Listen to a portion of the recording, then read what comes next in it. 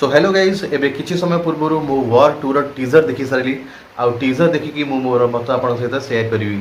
सो वार row first part जोटा कि 2019 रे रिलीज हेतिला आउ एबे 2025 रे तारो पार्ट 2 अगस्त 14 तारिख रे रिलीज होबा जाउची जोटा कि हमर स्वाधीनता दिवस रो गोटे दिन पूर्वरु माने अगस्त 15 रो पूर्वरु।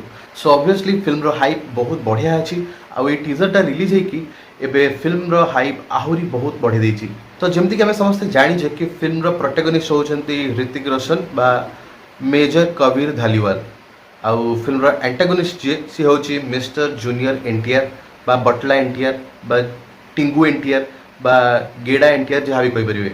तो जूनियर एनटीआर गेडा सी लड़िबा आमर ऋतिक रोशन सहित। So actually I was not expecting कि जूनियर एनटीआर लड़िबा ऋतिक रोशन सहित माने एटा कौ एंगल तो मत कहीं ठीक लगुनि।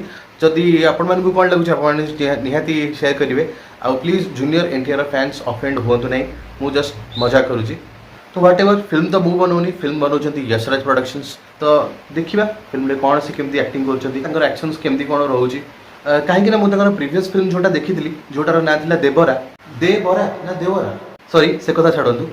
तो से फिल्मटा देखिए मत बहुत क्रिंज फील होता आउ से पवन प्रबल होता। सो वार 2 रे भी मुझे बेसी किसी एक्सपेक्ट करूनी।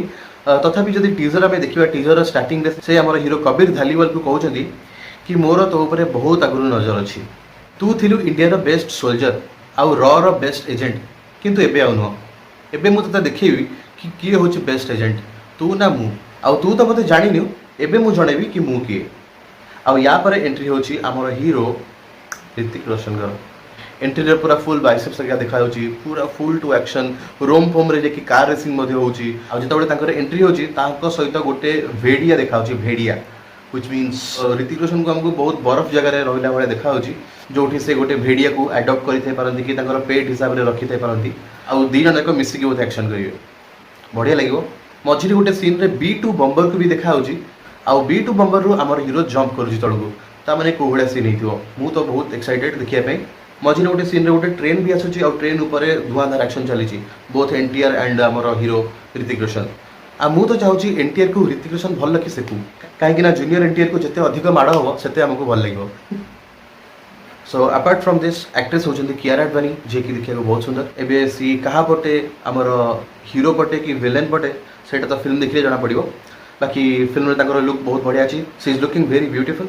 फिल्म में जोटा क्लाइमैक्स सीनटा अच्छी जो दी जन जाक फाइट करेंगे मेन हीरो आउ विलेन से ऋतिक रोशन गोटे आइस एक्स धरिकी मारुंट आउ एनटीआर गोटे नकल पंच हाथ में धरिकी मारुंट आउ या सहित बहुत सारा एक्शन सीन रे से शाओलिन शोर्ड शाओलिन खंडा आउ अलग अलग टाइप रो सब एक्स यूज कर सब एक्शन सीन गुड़ा देखा बहुत बढ़िया लगे।